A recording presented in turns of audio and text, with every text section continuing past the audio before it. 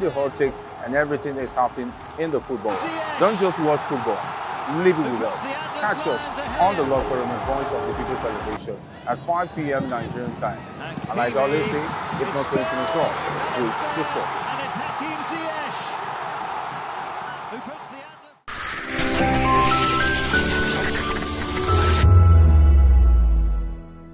Asu Rock is a large outcrop of granitic rock located on the outskirts of Abuja, the capital of Nigeria. It's a 400-meter prominent monolith with a peak height of 936 meters above sea level. It's one of the city's most noticeable features. The Nigerian Presidential Complex, Nigerian National Assembly, and Nigerian Supreme Courts are located around it. Much of the city extends to the south of the rock. Aso means victorious in the native language of the Asokoro people, the ethnic group predominant in the area. Asokoro means the people of victory. This was the site of the 2003 Aso Rock Declaration issued by the heads of government of the Commonwealth of Nations during the CHOGM held in Abuja. It reaffirmed the Commonwealth's principles as detailed under the Harare Declaration, but set the promotion of democracy and development as the organization's priorities. The then President of Nigeria, Ibrahim Babangida administration, founded Aso Villa in 1991, the same year that Nigeria's capital was transferred from Lagos to Abuja, and it is situated on the outskirts of Abuja, Nigeria's capital. The Aso Villa mansion is surrounded by the Nigerian Presidential Complex, the Nigerian National Assembly, and the Nigerian Supreme Court. Much of the town is located to the south of the rocky outcropping. It was also the site of the Aso Rock Declaration, issued by Commonwealth heads of government during the CHOGM in Abuja in 2003. The chapel, cafe, and mosque are all located within the villa complex. There are several rooms for various functions inside the Nigerian Presidential Mansion in Aso Rock. The building houses the offices of the Nigerian President and Vice President, as well as meeting spaces.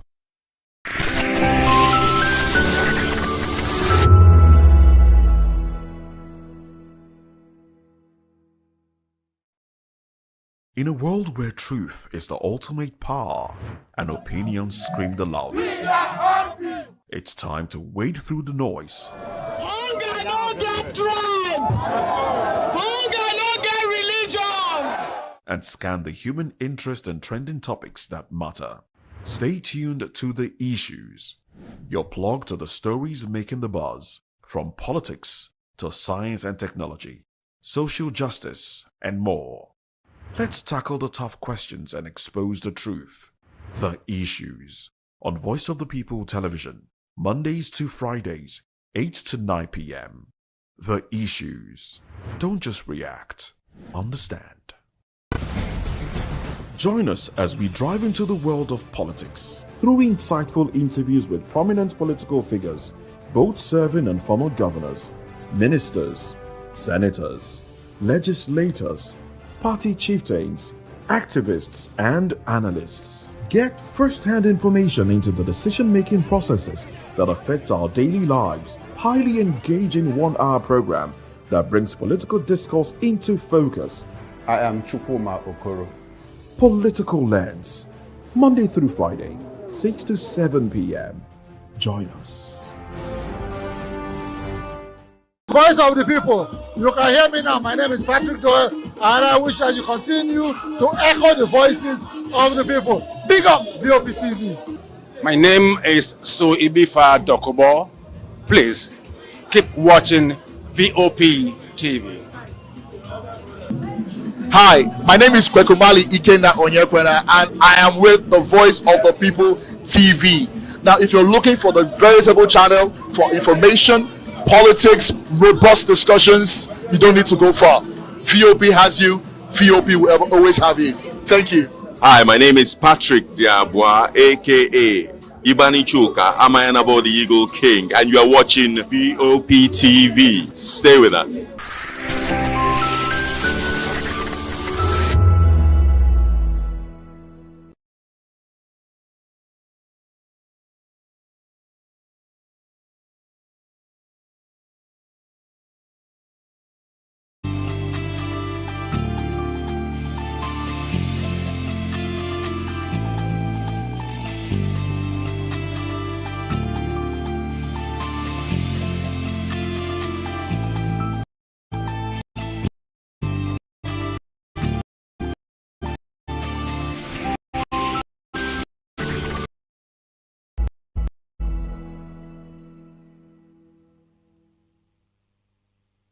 This is After News on Voice of the People Television.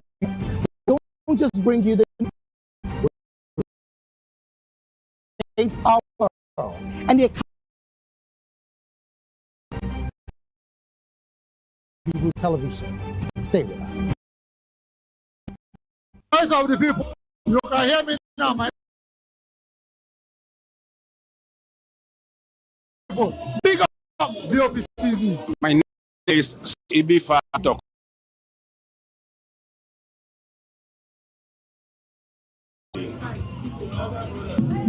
Hi, my name is Kwekumali Ikenna Onyekwena, and I am with the Voice of the People TV. Now, if you're looking for the veritable channel for information, politics, robust discussions, you don't need to go far. VOP has you. VOP will always have you. Thank you. Hi, my name is Patrick Diabwa, aka Ibani Chuka. I'm an about the Eagle King, and you are watching VOP TV. Stay with us.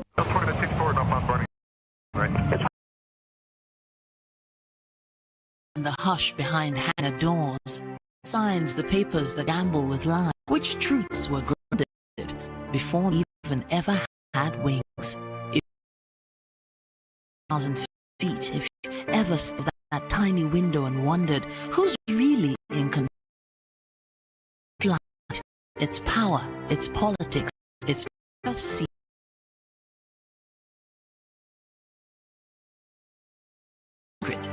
Diving deep, dare not look.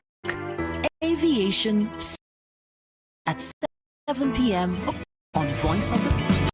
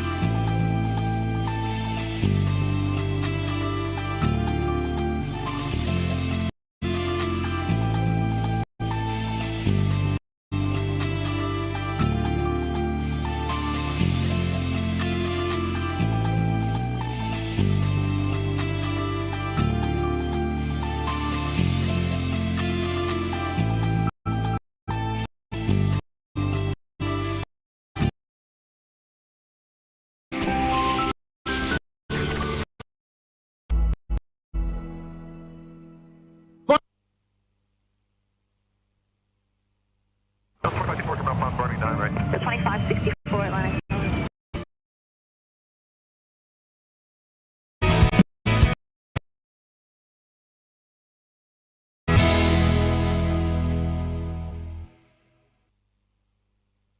It's a beautiful Friday in here because today we have the December 2020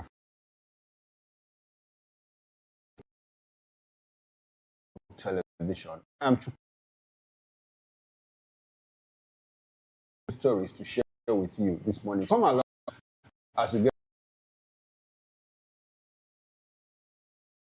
mass killings are reported. That's coming from the Nigerian Senate. And when we move away from that, NSAS protest, Lekki Tollgate truth erupts again as Lai Mohammed denies massacre, says no one died, not even one person. That's coming from the former Minister of Information, Lai Mohammed. Well, in the State of the Nation, Sanusi reveals Nigerian politicians turn public office into family business. These are the major stories. But before we get straight into all of these, there are other interesting trading stories that we would like to weigh in on. Come along with us as we share this with you. Yes, of course. I am Moses Humphrey, and it's a Friday, so let's dive into a few other issues that we'll be touching on. Some Nigerians are also commenting on the president yesterday. Well, I think I should let Fina introduce herself before I dive into this conversation. Good morning to you, Fina. Good morning, Mo. Good morning, Chikuma. Good morning, and good morning to Amiable viewer watching us this morning. I'm Fina. Right. Okay, Chikuma said already. Okay. Now, since that is done, let's get into the conversation. President Bola Tinubu's 2026-2028 medium-term expenditure framework and fiscal strategy paper has officially arrived at the Senate. Well, it has officially gotten to the Senate, marking the kickoff of the 2026 budget cycle and outlining the nation's revenue projections, macroeconomic assumptions, and spending priorities for the next 3 years. Well, this basically gives you the foundation on which the budget will be on. But the submission was overshadowed by heated drama during the screening of ambassadorial nominees, where Senators Adams Oshomole and Aline Dume clashed sharply over the appearance of former presidential aide Reno Omokri, one of several high-profile nominees asked to take a bow and leave in line with Senate's screening of the ambassadors and what has become some sort of tradition now in the Senate. Well, the tense exchange briefly disrupted proceedings, adding political fireworks to an already significant legislative day, as lawmakers now face the dual task of scrutinizing the president's fiscal roadmap while managing internal rifts that continue to shape the upper chamber's power dynamics. Well, the presentation. Now, it's interesting that up until this time, the 2026 budget has not been presented. The budget itself has not been presented to the Senate. And meanwhile, we have rollover. I think we still have some spillover of 2024, and then 2025. We've not exhausted, the 2025 budget, and we are working with 2 or 3 budgets as well. It's really complicated. I mean, I'm not an economist, but all of this leaves one confused. But anyway, away from the medium-term expenditure framework presentation, which is the foundation on which the budget will be on, because with that one, they will look at the figures, look at what the oil price is, what the exchange rate will be, and then, talk about what the expenditure should be when the budget is presented. I hope they have enough time to go through all of that. But what Nigerians are talking about now is this video that is playing on your screen. I'll leave you to watch it. If you haven't seen it, I'll leave you to watch it, and then we'll come back and talk about what transpired yesterday at the Senate during the screening of Reno Omokri. On seat should take a bow or go, as has been done since yesterday. Then if there is any other thing, the 5th person could also be asked to go. No, there's a motion already. Until you are called, you cannot shut me down. No, he's not talking to you. He wasn't talking to you. Let the chairman preside. He wasn't talking to you. 1 minute. These are people. Okay, go ahead. Mr. Motion was wrong. You can either defeat the message or let it survive. All right. So how come you have other people have spoken?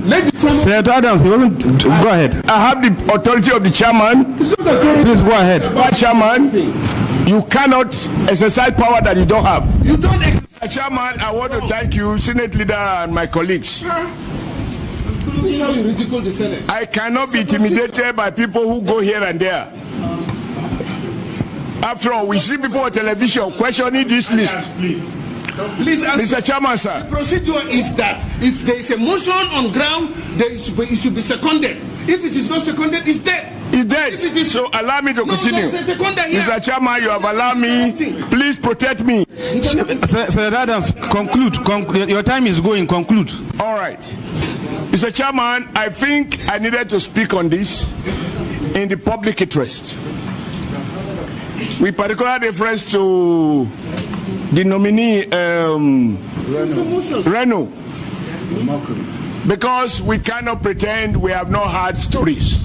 We can't work on stories. For me, there is no petition before the for me, look, this is for me. You should not return the Senate. Don't Allah can command the Senate. Senate is not a job. Senate. The power of example that he is a pragmatist. He is not detained by old feelings. You may have doubt, suspicion about anyone until you have the opportunity to so perform. Indeed, you don't know anyone until you give him the driver's, you hand over to him the steering of a vehicle. This young man has shown that where he sees a compelling evidence in the interest of the Nigerian nation, he will not be ashamed to say that I was wrong in my assumption. From what I have seen, this man is working and he deserves the support of all those who want progressive governance. The second side of the argument is that we have a president. We have a president who has shown that by the power of example, the minimum requirement of leadership, and here I will proudly say I was a governor, which is a head of a subnational government. And so when I talk, those who are not the governors should listen. Governors come to Senate. You have to have governors, you struggle to Your Excellency, you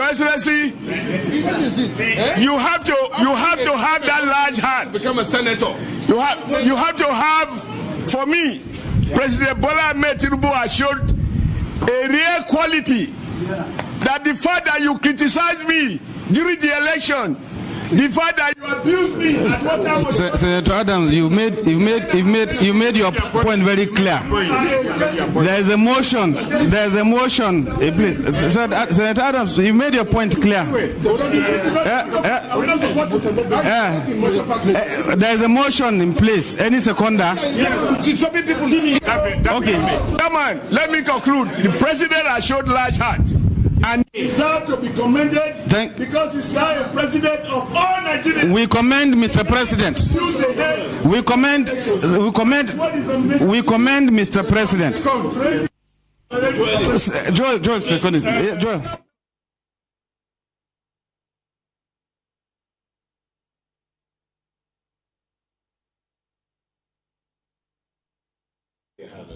Heated debate at the floor of the Senate yesterday when the screening was going on. And Reno Omokri already causing ripples within Nigeria, even before stepping out there as ambassador.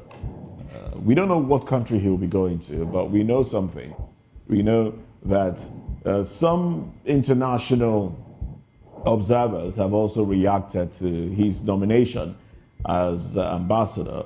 Mike Arnold, who was a former mayor of Texas, also, reacted when the nomination came up. He said, look, this man is unfit. He's very controversial.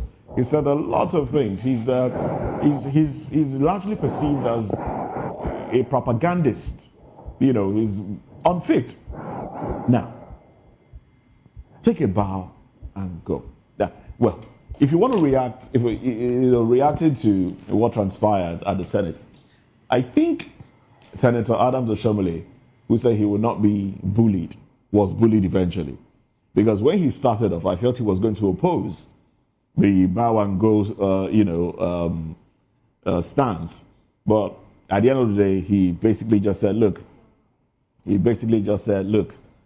president is a pragmatist. He disregards what people have said about him and just picks one who is fit for the job. But the question still is Reno fit for the job? I wish we had the video of Reno chanting in the UK that Tinubu Ole, drug baron and all of that. I wish we have that video, but that is online. The world has seen that, and that will come up in the coming days again, and it will seem some kind of way. It will make us look like a people without principles. If one minute you are speaking against the election of an individual, the next minute you are singing his praise, I mean, people with integrity will question your stance, and that's what we will have. Well, I hope we don't. Let's also state something clear. The fact that the committee said bow and go is not clearance to these individuals. They will still have to, meet before the Senate itself. Before they might not be cleared. But at this instance, this committee was supposed to scrutinize, ask questions, ask for, their policy stance, foreign policy ideologies of these individuals, not just bow and go. Reno is not, he's not the only one caught in this. A lot of other individuals. Nobody was given an opportunity to say what they intend to achieve when given the position. And I think it's very unfair to Nigeria, a nation filled with educated elites, to be represented by people who will not go through the rigors of interviewing a candidate that will represent the generality of us before the international community. It does us a lot of injustice, if you ask me. Yes, a lot of injustice. Before I come to Reno, I want to start with the MTEF that was released yesterday. Like Moses said, it's preparatory to releasing the federal budget of 2026. It's a normal thing, 3-year term, so that Nigeria or the country in particular that rolls out the MTF is able to plan, make projections, and they are able to type the projects to strategies, both short-term, tie short-term programs to long-term objectives and all of that. But from what I saw yesterday, well, it's not yet huru for us as a people regarding the budget and economy, which has more like become a ritual. The threshold for the oil, which is more like our major source of revenue, is $64.85. That is not, it doesn't make any difference. Worse off is the fact that dollar is still tied to Naira. The exchange rate for Naira and to dollar is 1,512. How does that help our economy? We are still largely a consumption nation. So, like Moses said, how long will it take them? We're almost ending the year now. We have about 3 weeks to the end of the year or less than that. And the budget has not even been presented. As we speak, we have 3 budgets that are running concurrently. So all of that tied to the fact that, look, I'm not sure that we are making progress as far as the economy is concerned. But that's my view. I know the handlers of the economy have their own view. Now, to talk about what happened yesterday, on the show, on which show? I think it was on the morning show about a fortnight ago. And I said, well, because of what happened, I can't even recall what happened because these things happen every other day. And I said that, look, Nigeria is finished. So what happened yesterday on the floor of the Committee of Foreign Affairs just validates, my position that, look, Nigeria is finished. In my place, they said that a madman is not ashamed. It is his relations that are ashamed. What happened yesterday? I think, apart from Reno, I think I'm more ashamed of Oshomole himself than the Reno that is at the center of the drama. Omoshomole says that president has shown the power of example by appointing Reno. And I'm asking, which example? What example? This is a man that mounted a campaign in London with a megaphone and said, Tinubu Ole, drug log, and all of that he wrote that he forfeited. There was a forfeiture of $460,000 related to drug peddling and all of that. Then Reno said that he had a docket, more like a document, which shows that Tinubu had been, immersed in drug problems and all of that. And this is a man that has come out less than how many years to tell us that the president is the best thing that ever happened to this country. And we sit in the Senate and say, look, he's shown the power of example. What example? And when people like Oshomole that came from the background of labor unionism and activism is the one putting out all of this, it clearly tells you that, no, we are lost as a people. Hello, chamber of the Senate. And we are going back and forth. You're asking people to take a bow. You don't know their policy initiatives, the direction, their foreign policy views on how Nigeria should travel in this generation and the next generation. And we are making excuses for these people. It's quite unfortunate. Like I said, I'm more ashamed of Oshomole himself than Reno Omokri. It's quite unfortunate for our people. I'm not ashamed of Oshomole. Neither am I ashamed of Reno Omokri. I'm ashamed of the person that put the name on the list too. Because that person is who gave us a talking point. And this speaks volume to how far people can go to find a way to compensate people or even those whom they believe will stand more like an opposition to them. Yes, that's the only thing I have to say. Because if you go to the bush and then you harvest ant-infested firewood, you're the one that call lizard and every other geckos to a feast in your house.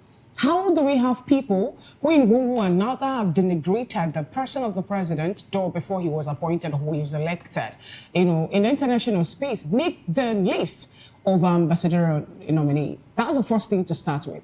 So we cannot avoid or take out the person who gave his signature or signed that particular list first to start with before sending it to the Senate. Then the second thing I want to talk about is it's quite unfortunate that we have very important,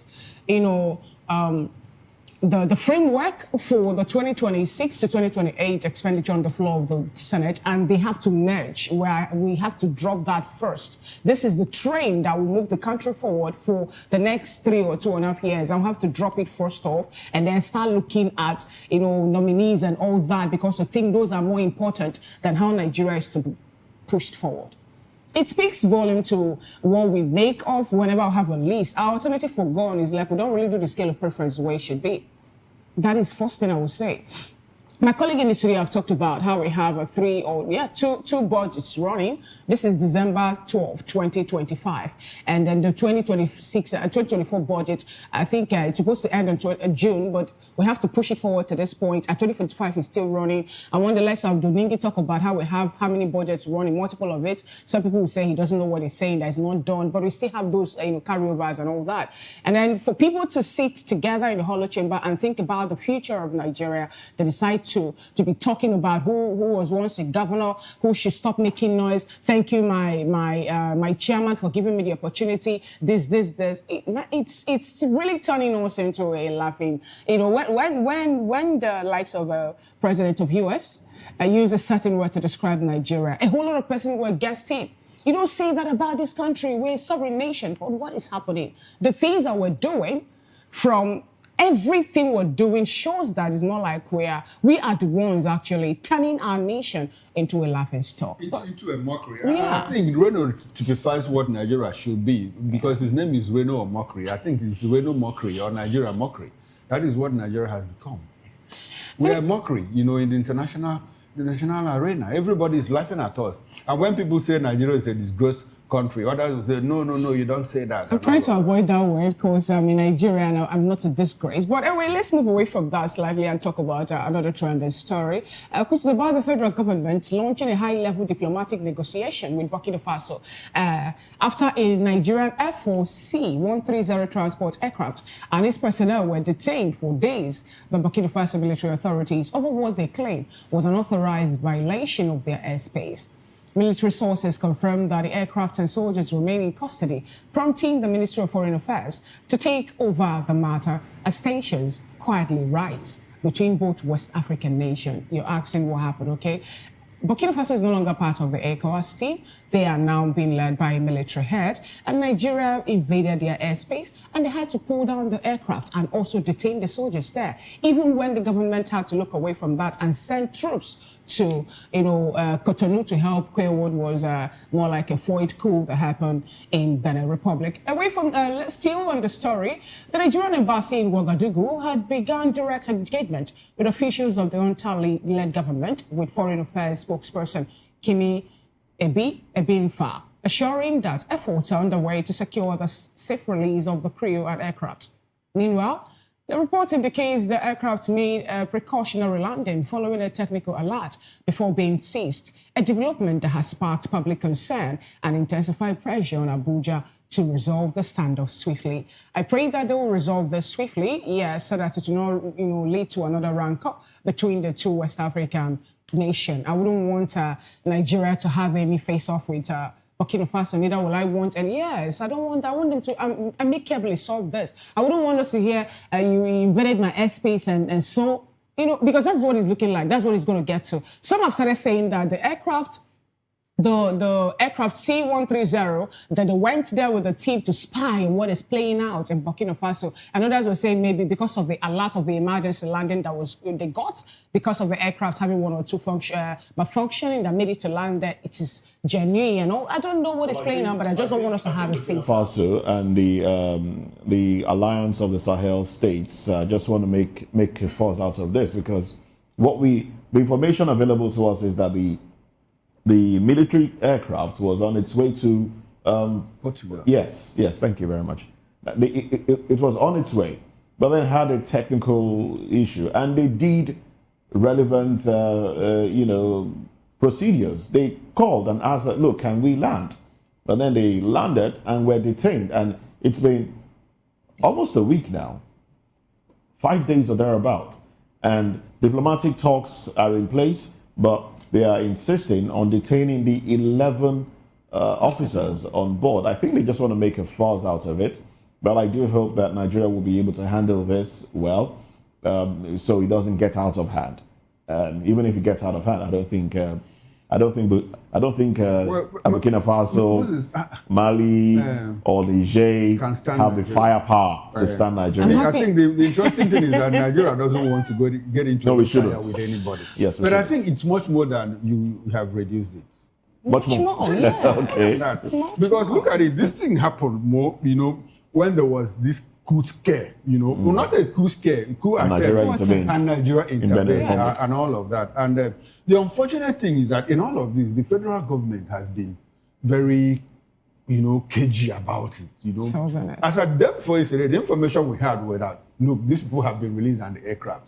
Only for the Ministry of Foreign Affairs to come out and say, no, talks are in ongoing to ensure that we get back the aircraft and all of that. Personnel. It's a violation of their airspace. If they were not informed before entry.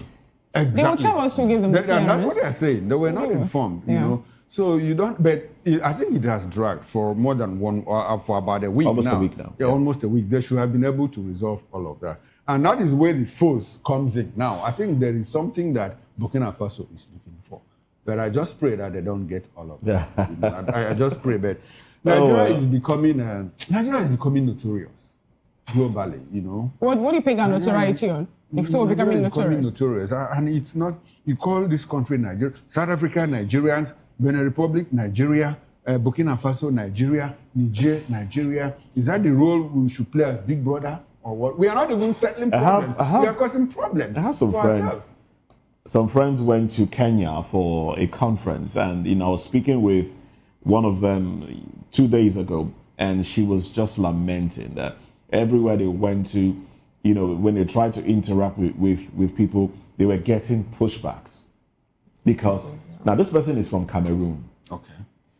They were getting pushbacks because they were all termed Nigerians. And Kenyans didn't want to have anything to do with them. There was no trust. You didn't want to even listen to them when they wanted, big presentations. They were not interested because they said, you guys are Nigerians. And she and her, team said, look, we are not Nigerians. We are from Cameroon. Though there are some Nigerians there, So I think even within Africa, let's face it, Nigeria is being seen as a pariah. That's what I'm telling you. Mention it, Ghana as here, a pariah. Benin Republic. Ghana. If you go to that Kenya, my fatherland. The same Kenya that you are talking about, they do drugs.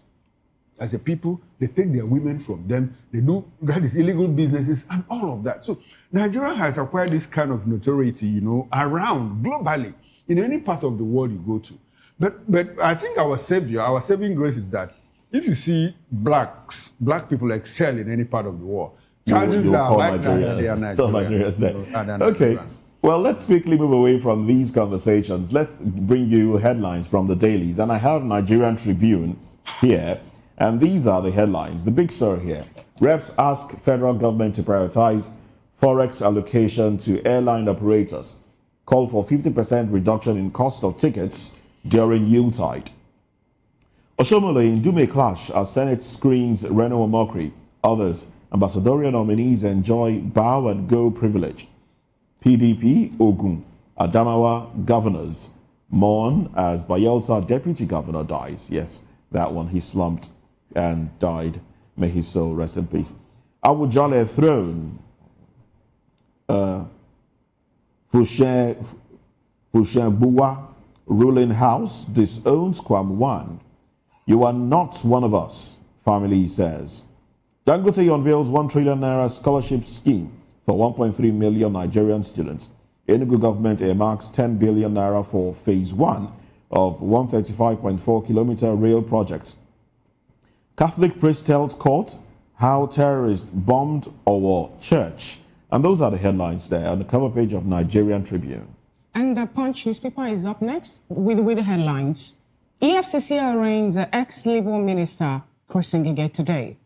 LP rules out automatic ticket for OB. Ambassadorial list, Oshomole Ndume locks horn, over Omokri's nomination beside the masthead. Nigeria killing. U.S. official prepare high-level briefing for Trump. The banner headline, Insecurity. FGR approves 94,000 new enlistment. Right after that story, police set to take 50,000 ministry fast-track 30,000 paramilitary enlistment. Army eyes 14,000 fresh soldiers. Experts weigh in. Local refining boom / petrol import by 6 trillion naira. Fubara pushing rivers forward towards fresh crisis, says Speaker. Insecurity, investment in surveillance paying off, says Sowolu. South Governor PDP mourns Bayelsa Deputy Governor's death. Ex-AGF Malami spent fourth night with EFCC. Oyinlola blames Tinubu for PDP crisis. And those are the stories on the cover page of the Punch newspaper today. Okay, now let's quickly run through the New Telegraph.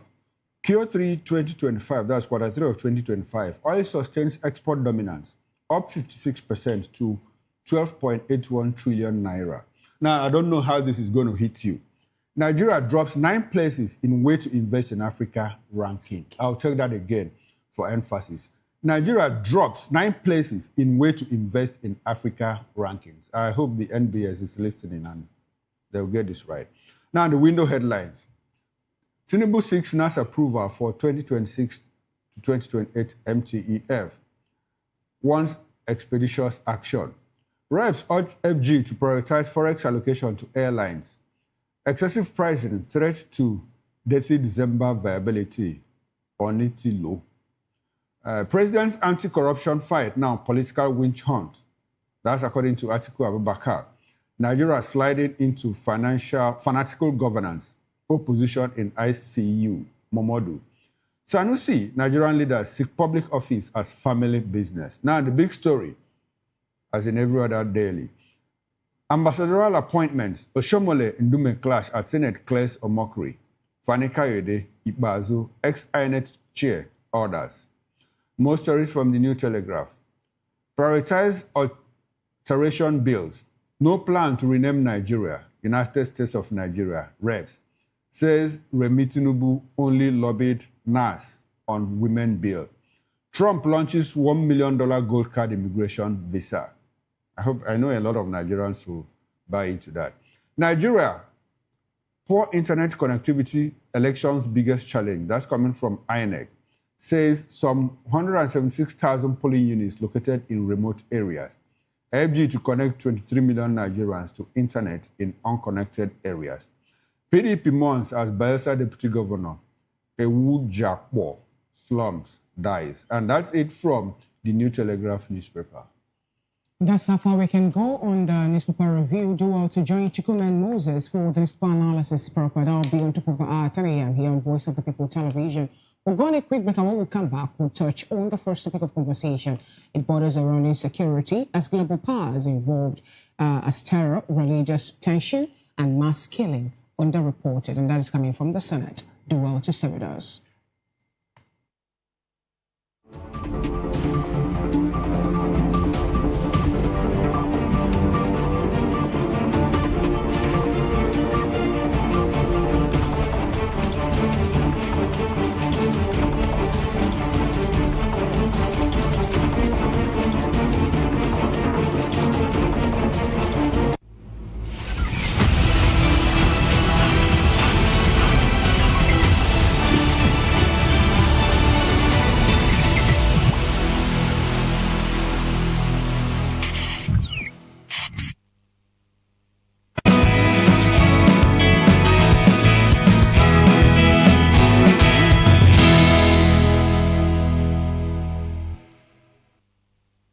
Uyi Osarati is my name. I am a friend of the microphone. I talk and get paid, and I look forward to being your studios. Voice of the People TV.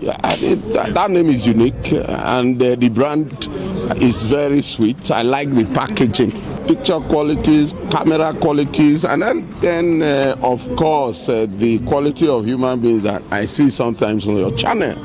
I mean, like, well, this TV station will go places. Voice of the People TV.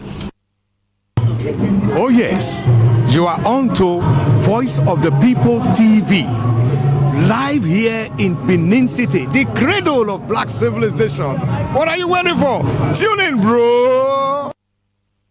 Hey guys, what's up? How you all doing? They call me Ovisha Nelson One, your #1 celebrity host, and you are watching Voice of the People Television, VOP. Stay tuned. Hi, my name is Tosin Mohammed. I'm a gospel artist. Keep watching VOP TV. Almighty Father, you are the mighty Redeemer. We've come to worship at your feet, oh Lord. This is Ayotunde Adejumo, chilling with you on the Voice of the People TV. Don't touch that remote. You are where God wants you to be, listening to the Voice of the People TV. The Bible says we should give thanks in all circumstances, and all circumstances include the good times and the bad, the high times and the low, the times when everything look as if they are going well, and those times when Enugbe, the ground is dry like the sand in the desert. Those times when you feel like giving up, you should give thanks still. My name is Jeff Melu, and I'm a gospel poet, and you should keep watching VOP TV. Don't touch that dial. Kábíyèsí Olúọ̀run, we were born to give you twale, to give you worship. People of God, you are watching Voice of the People TV, and my name is Flo Rocker. I encourage you to listen to things of the gospel. You know, we live in very perilous times where there are some things you watch on television, you will lose faith, you will lose God. Keep your eyes on Voice of the People TV and remain blessed. Flo Rocker says so. Kuzoshi.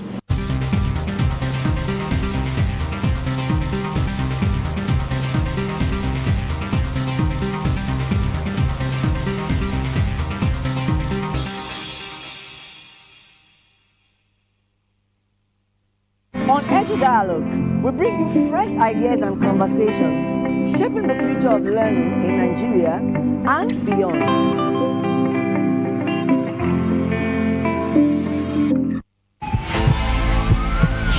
This is Health Check, your weekly guide to better living, smarter choices, and trusted answers. From everyday wellness to urgent health issues, we've got you covered. Health Check, only on Voice of the People Television, where your health has a voice.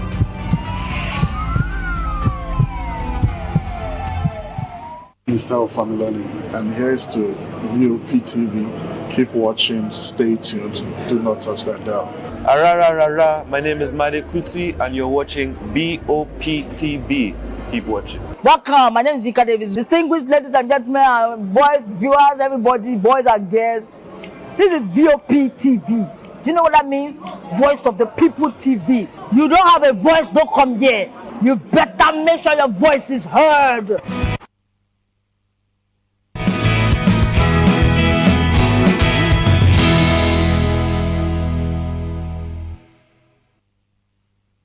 All right, welcome back and thanks for staying with us. If you are just joining us, this is VOP This Morning, Voice of the People Television, and the program is This Morning. Now, let's get into it. Nigeria's deepening security meltdown has taken a frightening new turn as international attention wanes, even while armed groups tighten their grip on vulnerable communities. Oh well. Fresh reports indicate that terrorists have issued a 200 million ransom ultimatum, threatening mass executions if their demands are not met, echoing the worsening violence in Benue State, where lawmakers warn the crisis is far worse than reported. While Amnesty International's latest findings reveal that over 10,217 Nigerians have been killed in 2 years, with Benue alone recording 6,896 deaths amid repeated massacres and mass displacement. In a desperate save-our-soul video, Plateau State activist and Pastor Dachomo appealed directly to U.S. President Donald Trump, lamenting that America won't look as rural communities are overrun by heavily armed militia. Well, meanwhile, the UN confirmed that at least 218 people were killed in Benue in June alone, with nearly 4,800 displaced, underscoring a humanitarian disaster unfolding in real time. Religious tensions are also escalating nationwide. The Sultan of Sokoto warned that Christians must never be subjected to any form of Sharia imposition, calling for restraint as extremist violence spreads across regions. In court, a Catholic priest delivered chilling testimony on how terrorists bombed the Owo church, killing dozens in one of the most brutal attacks in recent memory. At the same time, Islamic movement leader Sheikh Ibrahim El-Zakzaki declared that Shiites cannot be intimidated by guns, accusing both government and foreign actors of fueling the insecurity crisis by enabling bandits to acquire sophisticated weapons and armored vehicles. Well, let's bring in our guests, and we have a full house as usual. We have been joined by Barrister Eze Eluche. Barrister Eluche is attorney at law and public and political affairs analyst. Good morning to you, Barrister, and thanks for having you on our program. Thank you very much. We appreciate your presence. Thank you for the invite. And beside him, we have Mazi Amobi Iheboro. He's a political and public affairs analyst and a commentator. Good morning, Maz. Thanks for coming. Thank you very much. Good to have you, sir. And from our Benin station, we'll be joined by Edea Kemi Williams. He's a political scientist, political and public affairs analyst, member of the Advisory Council, Obedient Movement, South-South. Good morning to you, Edea Williams. Good morning. Good morning to you. All right, thanks for coming. We appreciate your presence. Barrister, let me start with you. We had a U.S. Congressman, Riley Moore, come to Nigeria. He visited flashpoints of insecurity. He was in Benue. And when he came out, he said, look, that Nigeria is on the right path, to solving the problem of insecurity. He flew back to the United States of America and went to the House Appropriation Committee and said Nigeria is in grave danger. That Nigeria has over 600, Benue State alone has over 600,000 people in 6,000. IDP. Okay. No. Thank you. Yeah, go ahead. Yes, in IDP camps, and that it is frightening. Barrister, between those statements, where do you position Nigeria's fight, against insecurity? Well, thank you very much. I think you must have misunderstood what the U.S. Congressman said when he was in Nigeria. He did not mince words. He said that his whole idea was that trying to tackle the issue, understanding it, talking about it, was being on the right track. He never alluded to the fact that Nigeria was making any positive moves, but that we are now beginning to talk about it. Because if you recollect, it was not until the Trump administration declared Nigeria a country of particular concern that it became an issue. All along, it was as if nothing was happening. And killings were going on a daily basis. But the government looked the other way. The government was more focused on taxes, import, and talking of other things, except the real things. Even the National Assembly never bothered to even address these issues. So it makes you begin to wonder, what kind of government do we have? Because the primary role of government is the security of the people. So if people are being killed on a daily basis, and the government is not even talking about it, it's quite unfortunate. So what Riley Moore alluded to was that now that we're beginning to talk about it, now it was beginning to show on the newspapers, then we were on the right track. And the figures he mentioned when he arrived in the US was things he saw, the realities, that over 600,000 people were in IDP camps across the state, across Benue State only. Now, what that should the message you send to Nigerians is this. These are Nigerians. They have been removed from their traditional homelands, and others are now occupying it. So when you heard these arguments of is there genocide or is there not genocide, the reality that in a Nigeria where there is still a government, where there is still a chief of army staff, where there is still all the security paraphernalia of states, you have over 600,000 displaced, and others occupying their lands.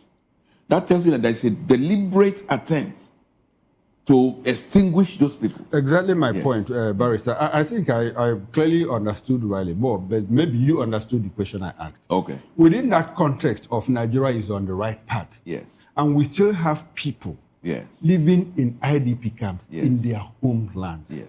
And the federal government, rather than making efforts to take these people back home, the federal government is defending Christian genocide and admitting that, look, it is not only Christians that are killed, that every other person, including Muslims, are killed. Within that context, what is the right path? That was actually my question. Now, within that context, what it just tells you that there's a total lack of connection between the rulership, and I call them rulership, and the people. Nigerians should not mistake these characters as leaders. The difference is very stark. Let me give you an example. When armed robbers storm into a house and take over control of that house, for that period when they're in control, they are in rulership. They're the rulers. You must obey them because they're in control. That does not mean that they are the heads of the family or of that household. So in Nigeria currently, we have a gang that has taken over the reins of government, that are in control of our finances, of everything, but they lack connection with us. That is why members of the National Assembly can go about gallivanting, talking about all sorts, except what concerns Nigeria. They can be joking, even when they squabble, when they fight, it's not over issues of concern to Nigeria. Like the one that happened yesterday between the Alin Dume and the Oshiomhole. It was a national disgrace. They were talking about those issues who have that don't concern Nigerians. When people are being killed. All right, thank you, Barrister. Maz, let's bring you into this conversation. Maz, I would like for you to interrogate the Nigerian state sincerity in tackling the issue of insecurity, as we have seen in the past few weeks, especially since Trump said, look, Nigeria, country of particular concern, and we have to do what we need to do to protect the Christian communities and protect Nigerians. In all of this, we have seen this back and forth. Do you think that the government is making desperate, sincere efforts, in tackling these issues? Thank you very much. Pre-Trump's declaration of CPC, it was like nothing was happening. With Trump's, declaration, a lot of energy was unleashed on the issue of insecurity. But if you ask me presently, I would say that that energy has won. It's no longer there. And that is the bane of this country. That was why many people, sarcastically was calling for Trump to immediately come in. Because the Nigerian way of handling issues, they will, bring it down. They will tame it down. The temperature is coming down. And that is why the government is a little bit, relaxing on all that. The issue of recruiting, more boots on the ground, the issue of, declaring state of insecurity and all that, everything has come down. So if you ask me, there's a lot of insincerity in the fight against insecurity. Do you think there is sincerity with Trump and America when he said he was going to come save Christians? That was the way he put it, really. Do you think there was insincerity? There was sincerity because right after conversations, the political banter, went on. All of a sudden, America seems to be singing a different song. Do you think he was sincere, or there was something else that he might have been looking to tap into? I do not subscribe to that opinion. But are you surprised that America itself is not, showing, or Trump, as it were, after saying, the Minister of War or whatever, is not showing that same vigor anymore? That is what I'm saying. At a point, the Nigerian government went to America to explain our position, in quote, our position, vis-a-vis what was happening in this country. And I think that move was kind of buying time. The Nigerian government needed time to begin to do one or two things. And America will always oblige them. You understand? You oblige them, hear them out and all that. So what I'm saying in effect is that because the government has shown lackadaisical attitude towards fighting this insecurity. But they find, they find time, they find it plausible enough to go into another man's country to ensure that peace reigns in that place. So what I'm saying in effect is that Nigerian government is handling it the Nigerian way. But I think also that before you say Jack Robinson, a lot more of international intervention will come because we have demonstrated lack of capacity to handle this problem. Instead of the problem to come down, it is being exacerbated, which is very, very unfortunate. All right. Thank you so much, Mazi Heboro. Let's take the conversation to Edia Williams. How long will Nigerians wait for this intervention to come when we see that these non-state actors are issuing out fresh threats to Nigeria that if they are not being paid 200 million naira ransom, massacre will still happen. They will kill some people. That was what they just talked about. They've given ultimatum, and if these ultimatums are not being looked into, they will still kill more people. And, this is not the first time they're making such a, declaration, and we'll see how they turn out with the activities, please. Well, let's make it clear that the position of VOP is not for foreign entities to interfere in Nigeria's personal issues. Let's make it clear. That's not the position of VOP TV. But go ahead, please. Moses. Anyway, I like that. But for this to happen, is sincerity. The Nigerian government, the Nigerian military, we all need to be very sincere. We need to approach this issue with all sincerity. If you know you can handle this issue and then rescue those who are in captivity, and then make sure that those who are in IDP camps return to their homes peacefully and return to their normal business, day-to-day business activities. And then you are not to expect foreign intervention. You cannot say that as a country, you have what it takes to make sure that your borders, your citizens are protected, and then it's not happening. Why you make mention of something that, why is it that the issue from the international intervention has come down so much that there's no travel to US to go and defend. They know that there are no Christian genocide, a lot of things, nothing is happening, it's just overblown, blown out of proportion. But it is what is happening in this country. But presenting it abroad that is not happening is the result why you're saying that, okay, there is no more intervention. But if it continues and the government are not doing anything about it, and there is another terror group who are in captivity of 200 people, innocent people, issue threats to the government, issuing threats to a state government, to a federal government, that if they will not bring in the 200 million, from 500 million reduced to 200 million, that they are going to attack again and strike. And then what do you expect? If you can't handle this situation, then foreign intervention can happen. You just wake up one morning and see that, okay, this is so place in this country, there's an airstrike and all that. And I think, to be frank and sincere, for the sake of people who are in pain, for the sake of Christians, for the sake of Muslims, whatever it is that's going to be presented that there is not only Christians that are persecuted or that are being killed. For the sake of those people and sake of peace, whatever it takes to reduce or to fight, reduce us, even deliver us from terror activities, I don't care, I will subscribe to it. Because it is very appalling that people can't travel anymore, people cannot live in their house peacefully. There's another priest who is crying out to say, okay, this thing is happening. Currently, day-to-day basis, people are being killed. And then the government, they are doing nothing about it. They even expect that there should not be foreign intervention. All right, now, let me still stay with you, Mr. Williams, dear. Nigeria have been battling the issue of insecurity, non-state actors that are moving to, some would say, unscrupulous element, and they've been talking tough and being vocal, and it's more like we're finding it difficult to track them. But Nigeria were able to lend reasonable help to Guinea-Bissau, to the point that their swift intervention helped foil a coup. And in Nigeria, we're still going back and forth, with the issue of insecurity. We know where they were in the first place, and the forest was what we were told and all of that, in Benin Republic, I beg your pardon, please.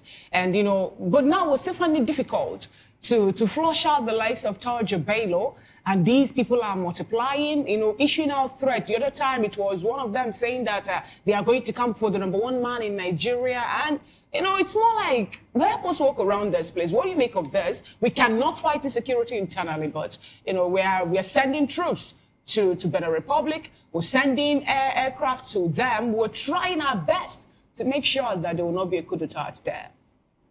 First of all, issuing threats to the number one man of a country, if it is genuine or just mercy, it is not even supposed. You are supposed to even attack that situation with all force, maximum force, because it is a dangerous. In fact, saying it alone is you are supposed to be behind bars, being persecuted, and then now you are sending troops to a country who in fact, you are not going to their pain or whatever it is, and your country here is being under attack, under people who think that they have the right to issue threats. And you don't do anything. You know, it's sorry to say, I'll use a language here in those states now. Look how in Benin. They say, so you are so presented well in outside, and then in your house, people are suffering, your family are suffering.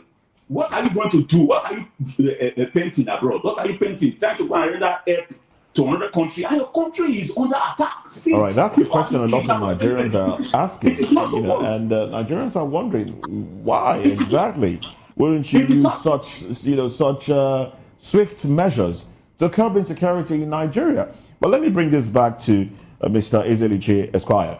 Now, that action, would you call that responsibility to protect, or would you say, okay, maybe because the president of Benin reached out, and then the Senate given the approval for more boots on the ground? How would you react to the swiftness in which Nigeria reacted to that coup in Benin? And if you want to juxtapose it with what we are having, the insecurity that we are having, what would be your reaction? What exactly is delaying, such swift action as against negotiating with terrorists, bandits that we are having? Thank you very much. The Nigerians should rewind back a bit. 2-3 days before the Benin coup, the French authorities, Emmanuel Macron, the president, announced that they were going to enter into a security arrangement with Nigeria. So immediately the coup occurred, the Nigerian government now moved troops there. The reality is this. Nobody called Tinubu to send any troops. He was just obeying instructions from France. Because France had just lost about 3 countries, the Sahel states, Niger, Burkina Faso, and Mali, and this had directly and adversely impacted on the French economy. So clearly it was, when you put all the knots together, you realize that it was not a Nigerian affair. It was not an issue of somebody calling for help. It was an order which Mr. President was now obeying to move in. And then the rubber stamp National Assembly, of course, whatever has been presented by Mr. Tinubu to this group led by Akpabio and his colleague in the House of Assembly. Well, would it have been better if Nigeria had ignored interfering, seeing that Benin shares border with Lagos? Wouldn't such issue in Benin filtering and affect Nigeria via Lagos? No, you don't just interfere into a country's affair. You ask yourself what has been going on in Benin for a couple of years. The current president of Benin, if you trace his antecedents, he has gradually metamorphosed into a dictator, a very brutal dictator. So he deserved what he got. That is the problem with most, even ECOWAS and the African Union. They do not raise the flag. They do not raise the, they do not question the real rulers of African countries when they are destroying their country. Then when some patriots decide to throw these rascal elements out, I know you're always not very comfortable with using particular words to describe them, but if a man is destroying his country, you just have to call a spade a spade. So the moving into Benin Republic by the Nigerian authorities was basically to prop up a dictator, not in answer to the call of Beninois. It's like if anything should happen in Nigeria and somebody says it's coming to restore democracy. Come on. Which democracy are you talking about? That nobody votes? The votes get counted. The votes get announced without anybody counting the votes. So let us be realistic. What has happened is that Nigeria or Mr. Bola Tinubu just obeyed the orders of his friend in Paris to storm into Benin Republic. It was of no business to Nigeria, just like it was of no business of Nigeria to invade Niger. Likewise, it's of no business of Nigeria to perpetuate the pains of the people of Benin Republic. You should have allowed them to have some breather of fresh air, which that change of a dictator would have allowed them. Do you know, I mean, if you understand that in Benin Republic, the opposition has been vanquished. The current president is virtually running alone. It's like somebody's going to Tanzania to say he's propping up democracy by helping the witch who is there now to continue. When I say witch, when you suck the blood of your countrymen, killing people who dare to protest, what are you? You are a witch. How did Africa deteriorate? Our democracy, how did it get this bad? How did it deteriorate to this point? Good. Because if check it out, you found that like seven African, this is 7 African countries to have equal attempt and all that. Yeah. You check what it played out in what is happening in Tunisia today. There's a total crackdown also on opposition. In Tanzania, in Cameroon, the election or re-election of Paul Biya also is causing a rift. And now we have Benin Republic. And, it's keep on counting. Where did we get it all wrong? At what point did we degenerate to this point? No, we got it wrong when we fake democracy. Democracy requires the people to vote and an enlightened people voting. So there's simply no way you can have democracy when people are not enlightened and when people don't vote. Across Africa, like what happened in Cameroon, a comatose ruler who cannot even talk, who perhaps is still on drip, on life support machine, wins election by over 90%. And that is the trajectory across Africa. It's like in Nigeria.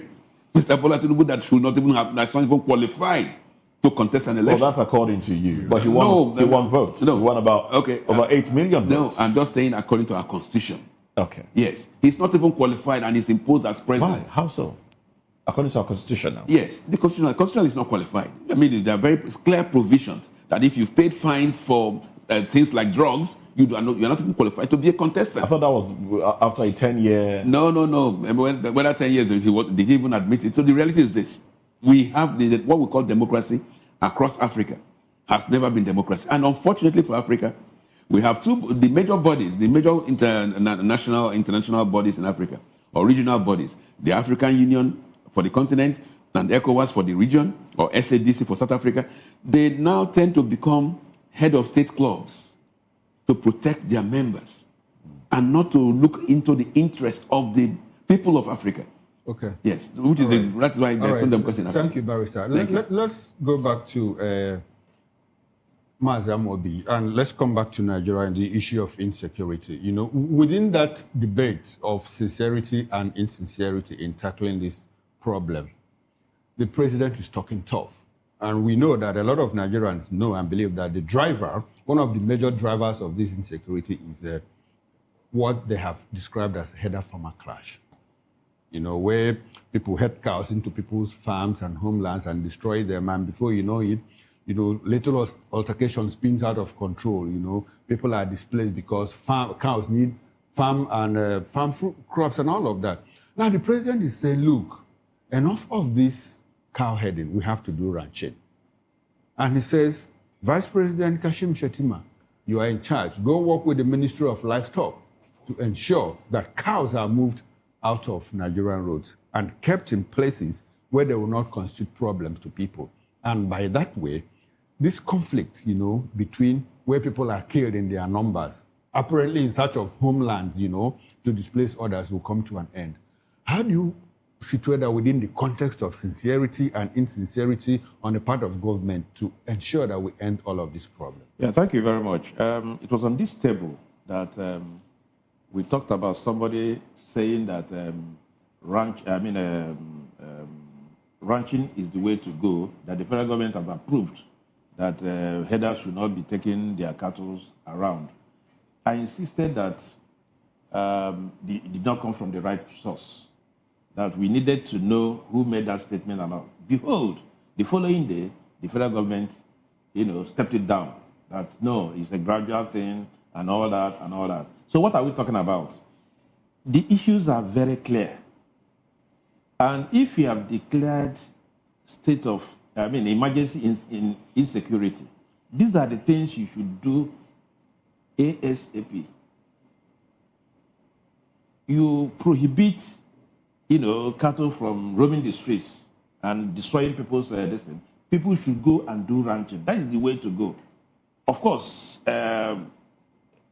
science have equally informed us that if you do ranching, it is even better for the owners of the cow, even the cow itself and all that. So why must we not go towards it? So that is why we said there's a lot of insincerity, a lot of things between 60 days, this imbroglio started. We should have seen steps, milestones, but we are yet to see those milestones. Now, this directive, is it not one of the steps? Which directive? The president said, look, Shetima, go take care of what this. happens to the VIP, police, whatever? Are they implementing it? Yes, they will withdraw some people, some policemen. About Where? 11,000. Police has even constituted themselves into a task force to police the police. That is what is going on. You saw the son of the president, the first son of this country, parading a retinue of security personnel that met Wole Soyinka to say that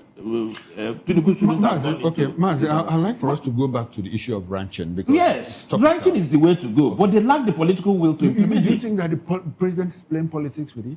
Let him do what they talk. That is what we are saying. These things are not rocket science. If it is the one that requires legislative approval, you can go through the other route of making what do they call it? What is the language now? What is the instituting? A law that makes it illicit for people make to it an act of parliament. Yes, there are things the president will be doing. You will be convinced that the man is doing great, and that within a short possible time that these things will, come to a realization. Okay, but we are not doing so things. Okay, Barrister, I'd like to have your reaction to the issue of, detailing Shetima to go take care of these cows, ranching, and all of that. Thank you very much. It's like asking a cat to go and take charge of the milk. You ask the cat to go and take charge of the milk. And that pronouncement by Mr. Bola Tinubu was just to how will I put it, to appease the public. It's not sincere. It's not genuine. Why do I say this? The whole idea was to give that coloration of the genocide against the Christian genocide as a mere farmer herdsman clash. The 600,000 people that were killed, that are in IDP camps, were not moved for cows to take over. So it was deliberate. It was just stage managed to tell the United States and other people who are interested that we are still thinking of this thing as a farmers herdsman clash, which Nigerians know is a lie. Because when these killers, when the Fulani herdsmen, when the bandits go to kill or to evacuate villagers or to exterminate villagers, you don't see any cows there. So the so-called order to Mr. Shetima to go and make sure that this thing is obeyed is crap. And that's the basic. It's just pure crap. And the reality is, we urge Mr. Tinubu to stop all these pedestrian gimmicks. The issue is governance. To stop cows, you don't even need a presidential order. Is it lawful for cows to be on the road? No. So the issue, that statement was just to appease the international community. And I will assure you, that clip will go viral. They will spend money to publicize it across the world. Let it be that the Nigerian president has said, Mr. Vice President, go and take care, blah, blah, blah. Come on. Give us a break. All right. William Edia, do you think that in any way is going to stop the call for, amplifying of the Christian genocide that some people have said is happening in Nigeria? The likes of Reverend Dachumo is still vocal. Even when his social media handles were, suspended, he still found another means to call on international organizations saying that Nigerians are still being killed in their numbers. Recall about the UN report that was made available also to the world, international space. We learned that in June 2025 alone, 208 people were killed in Benue, 4,800 displaced. And, the number keep on increasing.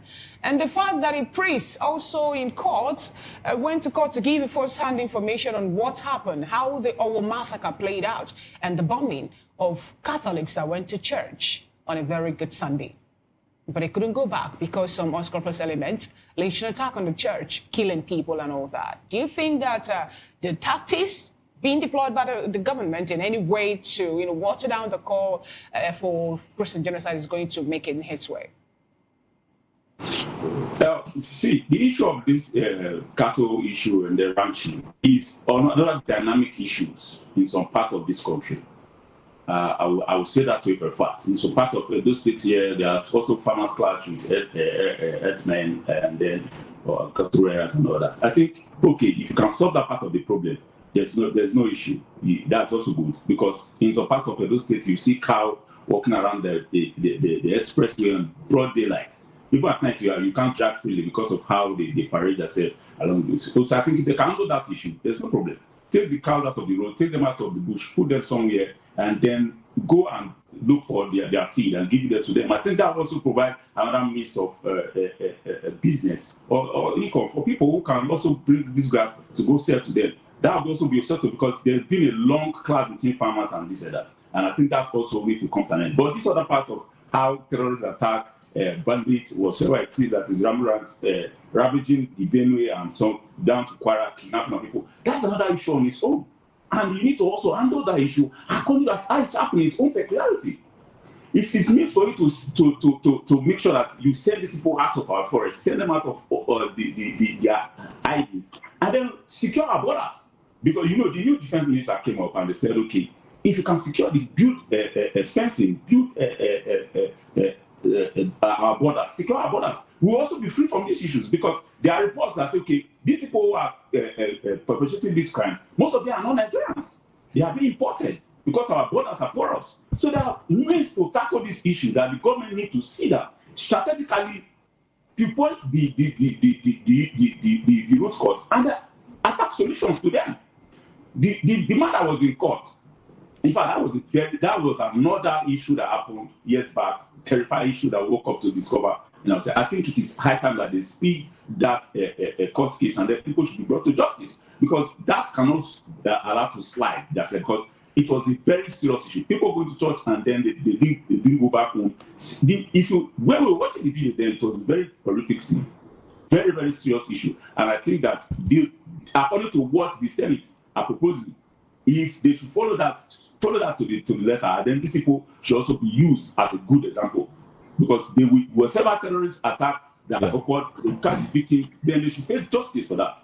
Okay, all right then. Well, it's interesting that we're talking about cattle on our being taken care of and all of that. So I just remembered a conversation Chikuma and I had here. Was it yesterday or the day before?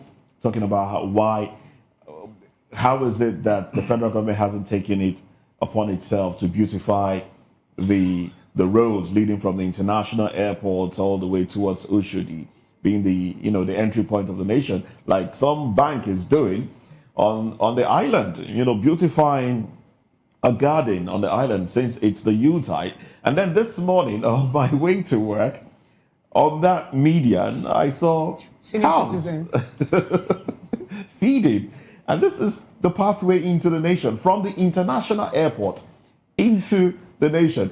And there was some time back too, there was an accident on that road caused by a VIP's convoy running into a car that was trying to cross the road. And I just imagine, what if that was an international representative coming into Nigeria and his convoy running into a car? What perception would that individual have? But anyway, that's on one side. Let me help you out there. The money, the resources expended on renewed hope vehicles and renewed hope ambassadors can get at least ranches in 6 geopolitical zones, cascade in the next 6 months to 36 states of the Federation. These are milestones. When somebody sees, you will not say, okay, the government is doing something reasonable. But they prefer to campaign for 2027. Those resources could have been put where our mouth is. But they're not doing it. Look at the scenario you have painted now. Very unsalvaged scenario. Very bad. Well, let's stay with insecurity, and the president's, you said something about, you alluded to the president's order not being carried out when the president ordered the withdrawal of police escorts from VIPs. We've seen one policeman was demoted because he was still seen with a VIP. And some are asking, is it that the IGP has lost control of his men? Is it that the president himself, the commander-in-chief, doesn't have, his words are not regarded? And then we are seeing the president's son with a retinue, like you said, of personnel. And, all of this and 100,000 policemen to be withdrawn, is that, and then VIPs getting protection from civil defense and the rest of it. Will that solve the problem of insecurity? Because VIPs still need protection. And by VIP, I mean the political class. Or don't you think so?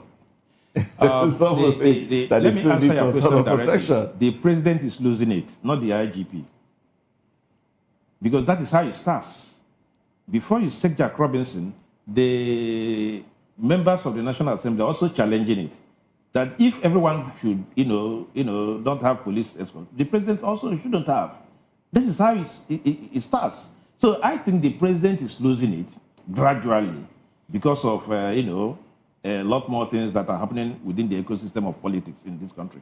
So it is very, very imperative. By losing it, you mean his words are intentionally not being regarded? Definitely. Even within the ruling party, there are skirmishes. There are people who do not believe in what where we are presently. Because where we are presently is not where we're supposed to be. So the president is losing it. Otherwise, why must even the police, the constable, the inspector refuses to, I learned also that some of them are now pulling off their uniform and to go mufti. So that shows you resistance.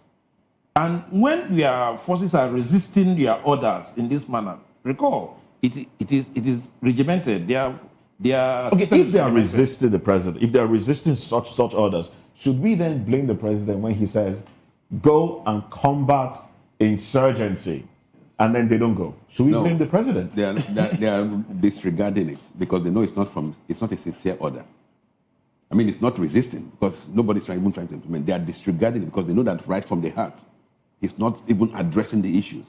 So once the troops, once the policemen, once security personnel, once the people do not see you as a sincere leader, absolutely, you will keep on talking and they will do what they want to do. This is not the first time they are withdrawing security, all this from VIPs, mind you.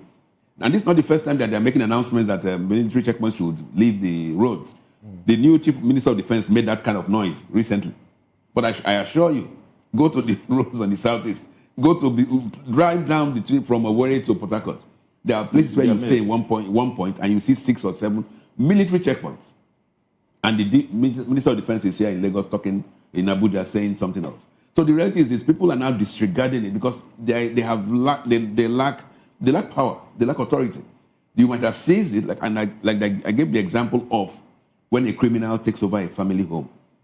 He is in power, but does he have authority? No. That's what is happening in Nigeria. The most critical point we will get to is when you want to recruit these people and you not see any person to recruit.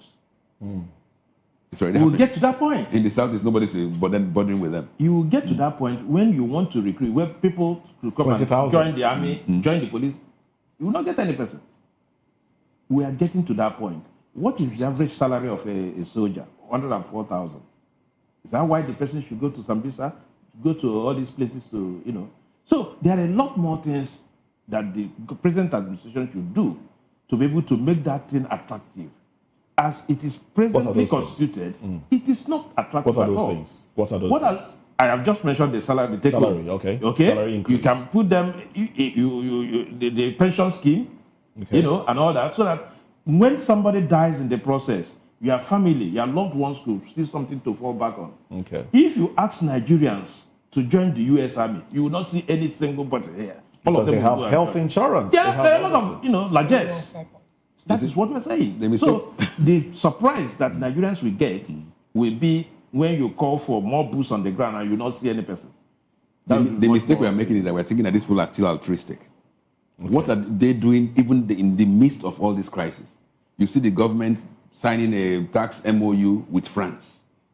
All they are thinking is money, money, money. So they're not even thinking in the direction you're thinking. And when you see any statement they make, on security issues is politically conceived. So they're not even thinking like you and I. They're not worried because each of them has maybe 20 or 30 soldiers or policemen armed. So they don't give a damn about security. Well, okay. When the they- soldiers are yes. being withdrawn from them because someone gave me a report of how they were coming back from market, the Lagos Island market, and then there was traffic, and they saw some vehicles belonging to politicians, and they saw some politicians step out of their vehicle, and they were standing, right there because of the traffic, and there was no VIP escort to blare the siren and clear the way for them. So I think we are having the withdrawal, and gradually they are beginning to feel what the masses are feeling. But anyway, let's move away from that conversation. Williams Ediaye would like you to stay with us, and the gentleman in the studio would like you to stay with us as well as we get into another conversation, still bordering on insecurity and sincerity of the government.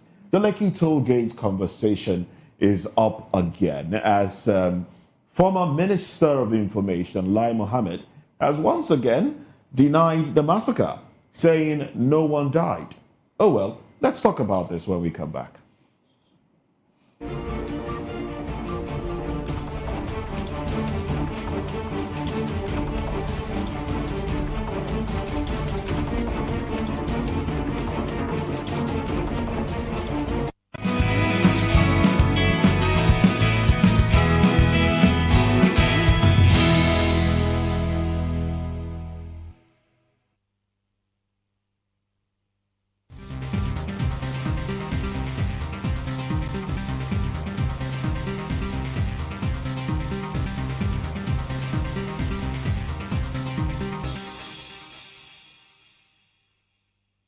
Are you ready for the extraordinary? Something big is happening on your screen.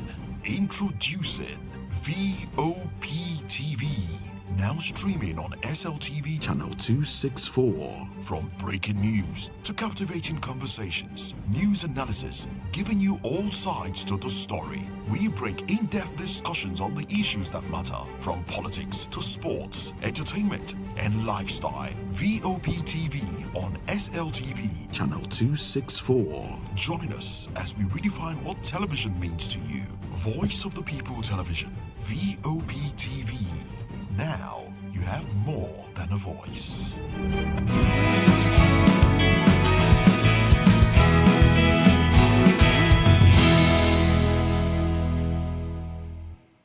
Glad to have you back. It's still VOP this morning. Former Minister of Information, Lai Mohammed, has reignited national outrage after once again insisting that no massacre occurred at the Lekki toll gate during the October 2020 EndSARS protest, dismissing the widely documented shooting as fake, amplified by social media.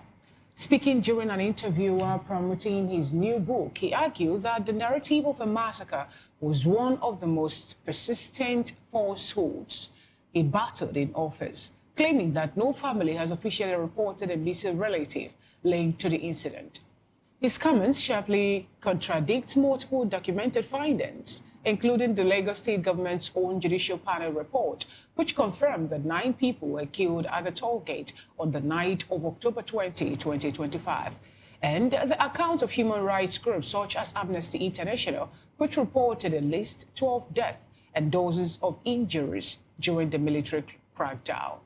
The controversy deepened as activist and political commentator Dele Farotimi renewed allegations that President Bola Ahmed Tinubu, then a dominant political force in Lagos State, bears responsibility for the chain of command that led the deployment of security forces at the toll gate, a claim that has gone viral and further polarized public opinion. Farotimi argued that the political structure in Lagos at the time made it impossible for such a major security operation to occur without Tinubu's influence, a position that continues to fuel anger among young Nigerians demanding justice and accountability. We still have with us in the studio Barrister Eza Eluche and Mr. Mazi Amobi Heboro, and also we have from Benin, Edia Kim Williams. Thank you so much, gentlemen, for being with us. Let me start off with you, Barrister Ezeluche. What do you make of this contradicting information we're getting? Because we have a panel in Lagos State already telling Nigerians that 9 persons were killed during the October 20, 2020 protest, #EndSARS protest. But Lai Mohammed, who was the Minister of Information during that period, was of the opinion that there was no massacre, there was no killing. Recall that he also made MBC, the Governing Council of Media then, to rule out the word massacre, saying that we shouldn't use it again because it is more like, let's say, denigrating or reducing the influence of his government then. Yeah, thank you very much. You see, this is why it's very, very important that we call a spade a spade. When you see a thief, you call a thief a thief. When you see a killer, call it a killer. Otherwise, down the road, they will model up history and then you begin to wonder whether indeed anybody died. And if we're not careful with what is going on in the Middle Belt, in Benue Plateau, one day somebody will wake up and tell us that water never occurred, that nobody was killed. Somebody will also wake up and tell us that the over 300 that were killed in Barking Ladi, in Plateau, never died. So that's why it is important that we keep on talking about these things and in very emphatic terms. Back to this character, Lai Mohammed. He was appropriately named by his parents. They knew who he would be. That's why they called him Lai. So Lai lies with a passion. Even I would say lies with a vengeance. Because the reality is this. The movement of the troops from Bonny Camp to Toll Gate was well documented, was detailed. The shootings were there. Were they shooting blank bullets? Were they like shooting into the air? Was it Christmas time? And they were just shooting like bangers? People were falling. Videos were there. And look at the excuses given. That nobody has come to report a missing the relative. Of course, nobody in Yelewata has come to report a missing relative. But over 200 corpses were buried. Nobody in Barking Ladi has come to report a missing relative. Nobody of the hundreds of thousands who get kidnapped in this country has come out to report. Why are we having such denial with that incident that played out 5 years ago? Why is it that governments keep on saying there was no killing, there was no death, but people or Nigerians were aware of the story, how it moved, the removal of the CCTV, the shooting, the live carnage that we saw on that toll gate, and every other thing that played out. No, they keep on denying because this is the same regime in place. It's virtually the same regime in place, and they keep on trying to mask themselves as people who came to govern with any kind of propriety. They keep on trying to befool Nigerians. And I don't know what it will take for Nigerians to wake up and realize that these characters are they don't mean this country any good. I mean, to say the government is using its inefficiency to destroy the people because there are basically no records of Nigerians. I could be killed tomorrow and they will say, why didn't my family come to border? To even make a lodging report. So they are using their inefficiency to wound Nigerians. What happens in other countries, like when they kidnapped over 200 students or 300 students from St. Mary's School in the Niger State, insane crimes, you'll be seeing photographs of those students, each and every one of them, on the pages of newspapers, in the media. But what we hear in Nigeria is 350 students kidnapped. Well, we don't even no know names, no pictures. But we know they were kidnapped. So 2 years' time, or further down the road, the current minister of whatever now will say nothing happened. That media was just blackmailing them. Okay, yes. But yes, thank you, Barrister. I think it's in the way of dictators because people are still denying the Jewish genocide. That is right. The Holocaust that and is all right. of that. So these things happen from time to time. Now, Mr. Mazi Amobi, I want us to interrogate another angle to all of this, talking about keeping records. We have a Dele Farotimi 5 years ago said that, look, current president, now, then, Mr. Bola Ahmed Bola Tinubu should be held responsible for the Lekki massacre because he gave out orders. He was not a state actor then. So do you think he should be held responsible? Do you have an idea, of his relationship or the role he played in that massacre? What do you think? The issue, I thought Lai Mohammed must have gone into political oblivion, but I'm surprised that he's, coming up to say this for now, and I think he's a little bit insensitive to the plight of Nigerians per se. If you talk about Lekki massacre now and juxtapose it with what is presently playing out and then you are saying nothing happened and all that. You are being insensitive. You know, that is one. As at that time, a lot of things happened. People were even accusing what is the name, Somolu, giving orders. He said he didn't, the brigadier commander and all that, and a lot of things happened. I do not know exactly what happened. Dele Ferrari to be knows what he's saying. He's in a better position to, put that argument forward. And if he's still insisting 5 years after, probably there is some iota of truth in what he's saying. You understand what I'm saying? Yes, but my point of departure here now is that I do not see why Lai Mohammed should stir the honest box now for this at this point in time. He should have retired politically and have a quiet time. Well, politicians never retire. I don't think we need what Lai Mohammed is saying. We do not need it now, because it will open up another wound.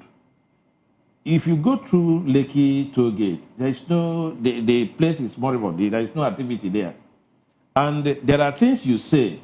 Remember, the people that organize the Lekki protest are still alive. Most of them are still alive. This kind of statement will, agitate them. We are trying to gloss over a lot of things that happened in the past and face the future. And somebody wants to remind us of our ugly past. I think it's very insensitive on the part of Lai Mohammed to be able to say this at this material point in time. All right, thank you so much, Mazi Amobihebo. Let's take the conversation to Dia Williams. You're a Nigerian youth, and I know you also took part in the hashtag #EndSARS protest. It was a nationwide protest and all that. Just this year is to commemorate the people that lost their life. We saw also a use of lethal force on the lady that went to drop a wreath at toll gate. It made also headline. How does this make you feel? The fact that people who played within the corridors of power when this incident played out are still denying the obvious truth. We have a certain section here in Lagos, even compensation committee was set up to compensate people that maybe lost their loved ones or sustained different degrees of injury, and yet someone is saying that there was nothing like that at all, blaming it on media for carrying false information. How do you feel about this, please? Whenever it's October, it's a very sad, very, very sad moment. Like the weeks become so sad for me because it's just like 3 days to my birthday, and usually I wake up midnight to pray, midnight to study. And then picking my phone, I saw, because we are monitoring the situation when they were saying that you just have to hold the Nigerian flag and then so that will not come in, nothing will happen and all that. And they obeyed. And I think it was the military ex-military general that gave that instructions, because holding the country's flag means that life is very important. You should not attack that person. And then seeing my phone, see blood everywhere. The people's status was full of different Nigerian flags stained with blood. And the video was trending of a live recording from a DJ Switch who is in exile now, And we are telling us that such thing is not very evidence. The Nigerian police, security agencies handled that situations. It was very, very appalling, there was a lot of side killings apart from the Lekki toll gate killings. There were a lot of side killings. A lot of things were happening, prison break and all that. See, it is not what we should be saying to our face that it did not happen, because it's like, just like one of our analysts said, it's like provoking the young Nigerians who were on the street. In fact, we were on that Lekki toll gate that very day that issues happened. In fact, even at the panel that was set up in Lagos, there were all evidence that people were killed. So why are you lying that people there was nobody killed, and no family has come up to say that one of their relatives was killed on that day? I don't know, probably maybe he's seeking for a political appointment as his part. He's telling us as Minister of Information, we saw a lot of things that were boldly said by him that were not correct. So I'm not surprised seeing him coming back to continue from where he stopped, because to me, when I saw that statement, I was very, very angry. I was very furious. You are an old man. You're supposed to know when you're supposed to speak, and you're supposed to know how to speak. You're provoking a lot of people. Even me saying this, I'm even angry because that evening, the event was supposed to happen in Main Gate, at this place, Main Gate. In fact, a lot of issues that I just have to go home that night to go and relax to no. The Let me just. information that we're getting that it could also be blood. Okay. All right then. Okay. If what Lai Mohammed said makes Nigerians angry, then please, Lai Mohammed, say more, so that Nigerians can be well and angered. So he should. To what end? I mean, so that because perhaps Nigerians are like almost combatants. They need to be gingered up. So Lai Mohammed say Nigeria, nothing happened at the toll gate. Please keep on repeating that statement. And let us know that, let us see if Nigerians will be motivated sufficiently. Because, and you, Mr. Amobi here made a mistake when he said that it's reminding us of the past. Who says it is past? This is a continuum. From the Aba massacres where the soldiers went and slaughtered people, to the toll gate killings, to what is going on now, and even at Agatu, it's the same regime. From Muhammadu Buhari to Bola Tinubu, it's the same characters in government. So don't say it is the past. It is the current. It is going on. It's a continuum. So, Mr. Lai Mohammed, it didn't happen. Hopeful Nigerians youths will pick up the mantle. We understand yes. the sarcasm that you're putting into that. Yes. But it didn't happen. Let's move on to another conversation now. Let's talk about what politicians are saying about other politicians.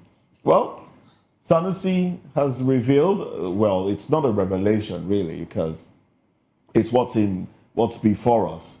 Well, it says politicians turn public office into family business, basically pointing at the president and the presidency and the actions of the president's family. Well, let's talk about this when we come back.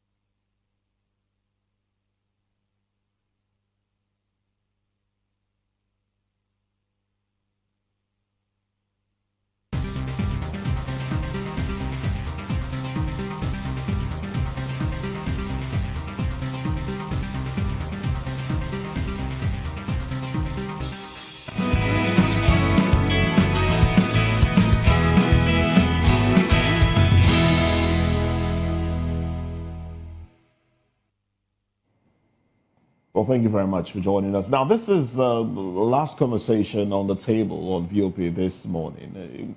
Well, some Nigerians have voiced this, but this particular conversation we're zeroing on is coming from the Emir of Kano, Muhammadu Sanusi II, as he has delivered one of his most scathing critiques yet of Nigeria's political elite, accusing leaders across the country of treating public office as a private family enterprise rather than a platform for national service.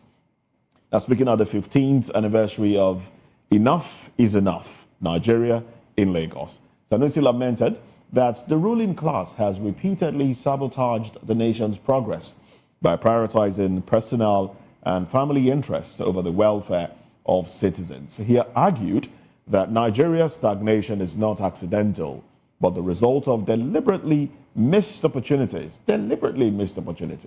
insisting that those in power consistently place themselves, their relatives, and their inner circles above the country's development needs.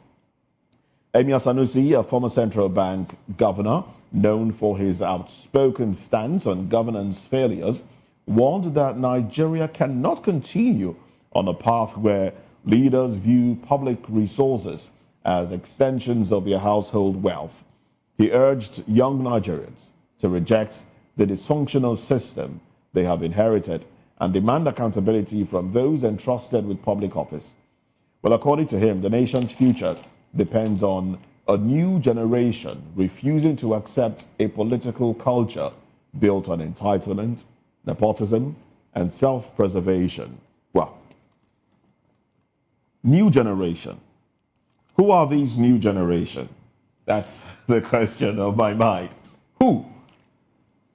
They're not too young to run law. Doesn't seem to be holding sway. We don't have a lot of, in fact, the young people we have in Nigeria are those interested in politics, have godfathers that are putting them in there and they want to make money like their godfathers. Those who are not in politics, in mainstream, are interested in doing other things, quick business. It's either cryptocurrency or internet fraud or ritual killings or, things like that. Does it seem like we don't even recognize the problem we have on our hands, seeing that the future of Nigeria looks bleak? This morning, we read a report about Nigeria being taken out of places to invest in, regardless of the fact that we still have population growing, young people. Please, help us make sense of it all, Mr. Ezeluchi Esquire. Yeah, thank you very much. I think as journalists, media houses can even help Nigerians more.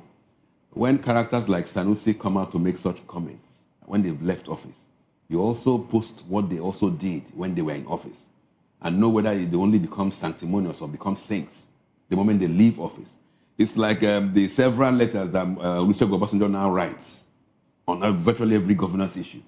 When the rot of this particular republic started with him, Olusegun Obasanjo, now he has become a prolific letter writer. Sanusi that you just talked about, when he was governor of Central Bank, how was it? Central Bank began to spend billions of naira developing the school in Kano. Expended billions, several billions. Why am I mentioning this? It was not economic decisions. So was that a bad thing to do? No, to have hold on, done hold at on. the time. What I'm saying is, he's talking of nepotism. Talking of now government becoming a family issue. When Sanusi was governor of Central Bank, what did he do with the office? By spending billions that has, nobody knew that Central Bank could give that kind of funds. It was usually a Central Bank was focused on banking issues. But this guy came and he monopolized it. He made it became a crony affair. He destroyed banks that were not in, that the leadership was not in tune with him. He destroyed them. They withdrew licenses. And now he has the guts, because he's out of office, to come and talk about nepotism, about family business. Come on, I mean, they should give us a break. Because you see, these guys think Nigerians are dumb, that we don't realize what they did when they had power. This same Sanusi, as a mayor of Kano, when a child was kidnapped from Bayelsa, and the kidnapper took the child to Kano, the police commissioner said they would not release the child to the mother without the emir's permission. And the emir then was Sanusi. And he has the guts to talk to Nigerians about nepotism, about bad governance. Gosh, look, I mean, the day we get serious with ourselves, we will know. We cannot be recycling these characters because he's now wearing a turban, looks decent, looks calm, he speaks good English, no doubt. But does that equate with any semblance of good governance in this man? The answer is no. And this is also an Islamist. You ask yourself. Can we leave the messenger and focus on the message? No, but it's the same. It's the same. The reason is this. Why we have to do this is this. Most of these characters who have opportunity of ruling Nigeria have no interest in the sustainability of the Nigerian state. To them, Nigeria is a cash cow.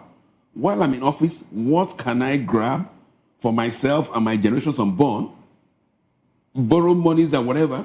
So if the contraction dies later, let it die. So that has been the bane of our state. Mazamundi, yes. Barrister had said, let's get serious with ourselves. What do you think? Where should be our takeoff point?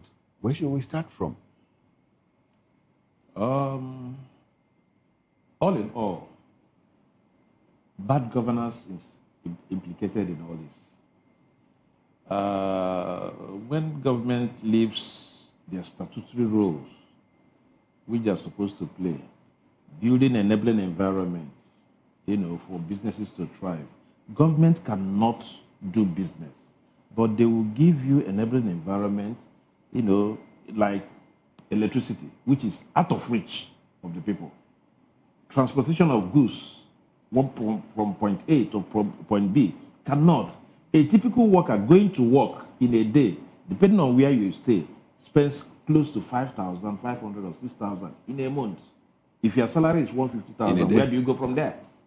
You get what I'm saying? Bad governance is implicated in all this. Do we have bad people in office because we are lacking in infrastructure? Is it because we are poor that we fail to elect good people into government? No, it is the system. That is why some of us have advocated for, restructuring of the electoral system. Sufficiently so that the leaders, the political elite, we know that the power resides with the people. Unless we do that, we are not doing anything. Like what is playing out now, people, the leaders left insecurity, economy, and what have you. I'll be talking about 2027. If they know that the power resides with the people, the decision for 2027 depends on the people. They will not do these things they are doing.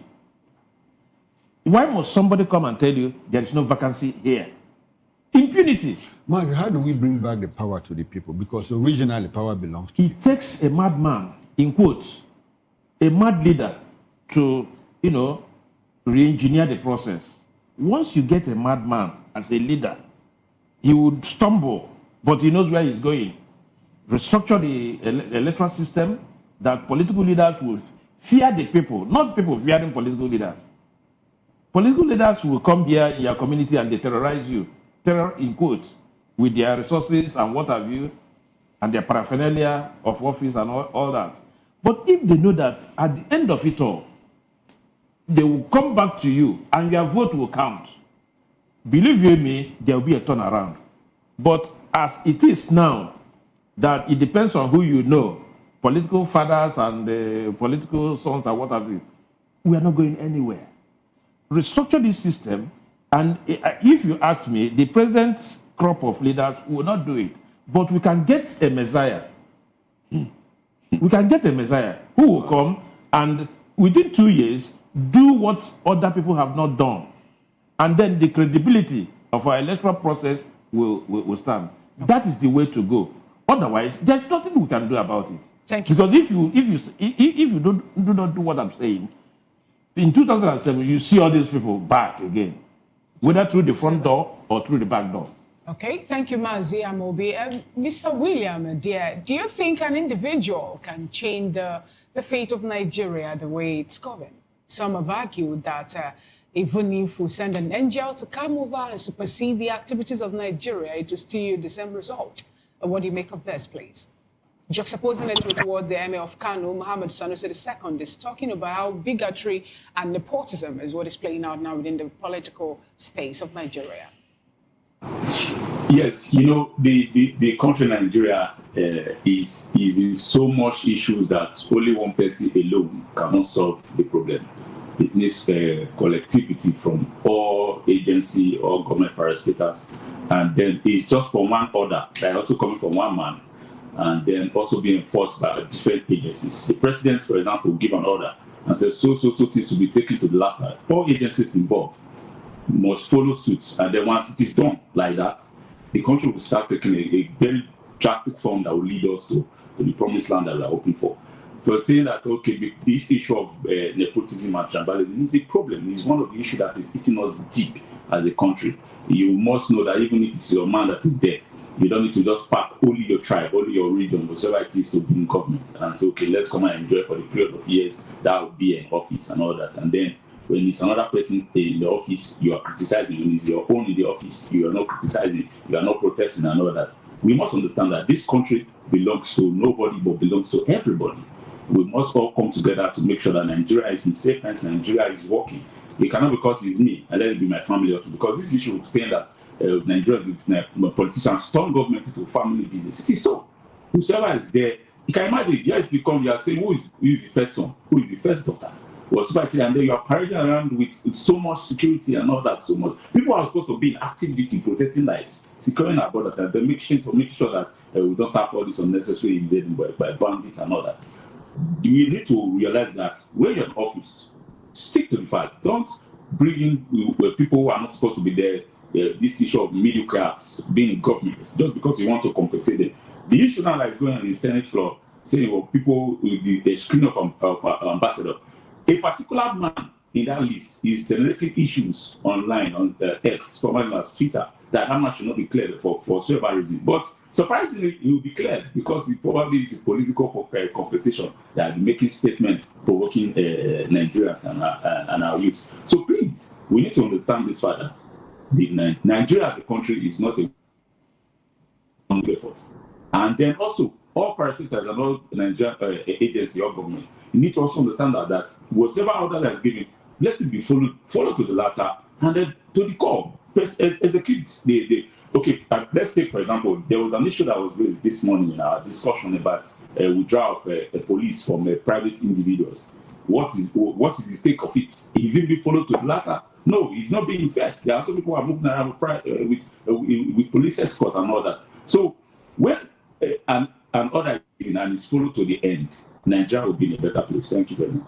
Thank you so much, Mr. William Kemi Eda, for a submission. Some will say it doesn't really take one man, because we saw the president, he gave a directive and people are still flouting it.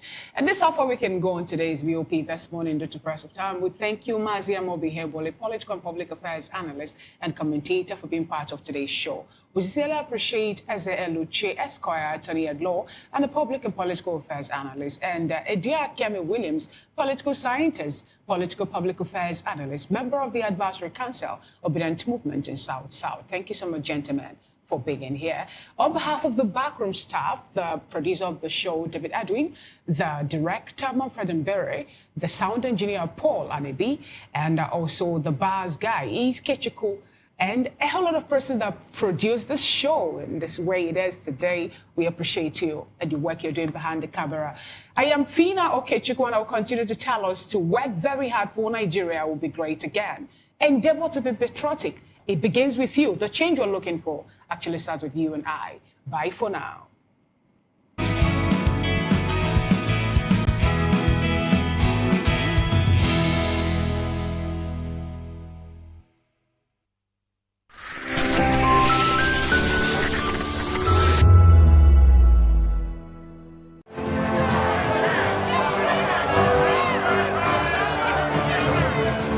Do you want your voice to be heard? Do you know that you matter in the scheme of things? The People's Voice, the show where ordinary citizens take center stage as we discuss the biggest stories that affect you and I. With you in mind, we facilitate lively discussions, debates, and interviews on the topics that matter most to you and I. From social justice to economic empowerment, education to healthcare, governance, and more. Tackling tough topics and amplifying your voice. Join the conversation and make your voice count. The People's Voice.